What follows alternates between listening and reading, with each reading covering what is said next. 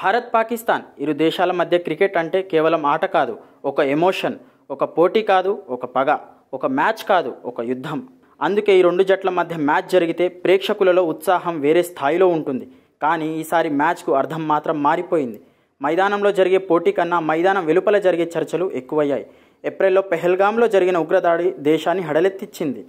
ఊహించని రీతిలో 26 మంది సాధారణ పౌరులు ప్రాణాలు కోల్పోయారు. ఈ ఘటన దేశవ్యాప్తంగా తీవ్ర ఉద్రిక్తతను కలిగించింది. ఆ తర్వాత కేంద్ర ప్రభుత్వం పాకిస్తాన్తో ఉన్న సంబంధాలను నిలిపివేసింది. వీసా సేవలు ఆపేశారు. నీటి ఒప్పందాలపై పునరాలోచన మొదలుపెట్టారు. దాంతోపాటు క్రికెట్ సంబంధాలు కూడా ఇక కొనసాగవని అంతా భావించారు. కానీ ఇప్పుడు మరోసారి భారత్ పాకిస్తాన్ మ్యాచ్ షెడ్యూల్ను విడుదల చేయడంతో కొత్త చర్చకు దారితీసింది. కొంతమంది దీనిని క్రీడగా చూడాలని అంటున్నారు. అంతర్జాతీయ టోర్నమెంట్లో రాజకీయాలను ముడిపెట్టవద్దని అభిప్రాయపడుతున్నారు. పెహల్గాం ఘటనను మర్చిపోయారా? మనం బాధను మింగుకొని మైదానంలోకి ఎలా దిగగలం? మరణించిన వారి కుటుంబాలకు ఈ మ్యాచ్ ఇచ్చే సందేశం ఏంటని కొంతమంది ప్రశ్నిస్తున్నారు. ఈ నేపథ్యంలో మాజీ క్రికెటర్లు, రాజకీయ ప్రముఖులు, సామాజికవేత్తలు వేర్వేరు అభిప్రాయాలను వ్యక్తం చేస్తున్నారు. ప్రజల మధ్య కూడా విభేదాలు స్పష్టంగా కనిపిస్తున్నాయి. ఒకవైపు మ్యాచ్ను బహిష్కరించాలనే హ్యాష్ట్యాగ్లు, మరోవైపు ఇది కేవలం ఆట అనే పోస్టులు. ఈ మధ్యలో అసలు ప్రశ్న మాత్రం ఇదే: భావోద్వేగానికి విలువ ఇవ్వాలా?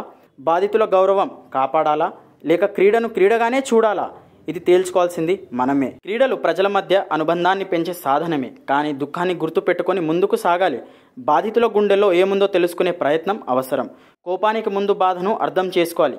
ఈ మ్యాచ్ జరుగుతుంది, జట్లు తలపడతాయి, ప్రేక్షకులు చూస్తారు, ఏదో ఒక జట్టు గెలుస్తుంది. సంబురాలు, నిరాశ రెండూ ఉంటాయి. కానీ చివరికి గెలవాల్సింది ఒక జట్టు కాదు, మన మనసు. స్కోరు కంటే ముందుగా మనం చూడాల్సింది ఓ బాధ్యత. ఆటలోని నైపుణ్యానికి ముందు మన మనసులోని సున్నితత్వం అవసరం. మ్యాచ్ ఆడకపోయినా బాధితులను మర్చిపోవద్దు. ఆడినా వాళ్లను గౌరవించాలి. ఇది కేవలం క్రికెట్ కాదు, దీనికంటే మిన్నగా ఉండాలి.